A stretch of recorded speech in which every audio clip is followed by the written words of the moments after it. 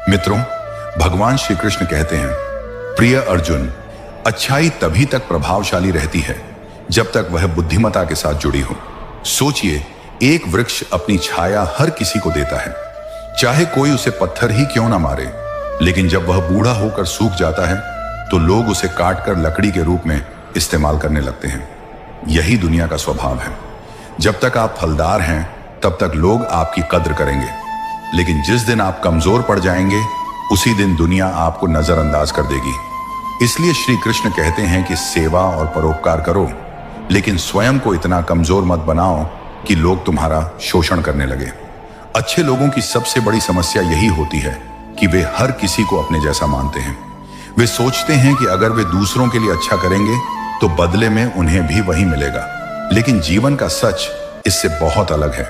सोचिए, एक माँ अपने बच्चों के लिए दिन रात मेहनत करती है, उनकी हर इच्छा पूरी करने का प्रयास करती है, लेकिन जब बच्चे बड़े हो जाते हैं तो कई बार वे अपनी माँ के त्याग को भूल जाते हैं। ये माँ की गलती नहीं, बल्कि दुनिया की सच्चाई है। लोगों को जो चीज आसानी से मिलती है वे उसकी कीमत नहीं समझते। इसी तरह जब कोई व्यक्ति हर किसी की मदद करता है तो लोग उसकी अच्छाई को उसका कर्तव्य मान लेते हैं। अगर वह एक दिन मदद करने में असमर्थ हो जाए तो वही लोग उसे स्वार्थी कहने लगते हैं। यह संसार उपकार को जल्दी भूल जाता है, लेकिन अपमान को हमेशा याद रखता है। श्री कृष्ण हमें यह भी सिखाते हैं कि दूसरों के लिए शुभ कामनाएं देने से हमारा मन और अधिक शांत होता है। जब हम किसी की सफलता पर खुश होना सीख जाते हैं तो हमारी सोच का दायरा बढ़ जाता है। इससे न केवल हमारे भीतर सकारात्मक ऊर्जा आती है, बल्कि हमें भी आगे बढ़ने की प्रेरणा मिलती है। जो व्यक्ति अपने मन को नियंत्रित कर लेता है वह जीवन में किसी भी परिस्थिति में सफल हो सकता है। सच्चा आनंद तब मिलता है जब हम अपने जीवन को उद्देश्यपूर्ण बनाते हैं।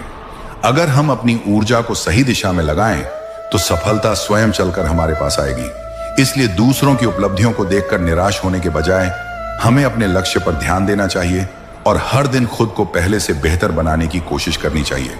मित्रों, कमेंट में जरूर बताइए कि आपको आज का प्रसंग कैसा लगा। अगर आपके हृदय में श्री कृष्ण के प्रति सच्ची भक्ति है तो इस वीडियो को एक लाइक दें और कमेंट में लिखें जय श्री कृष्ण।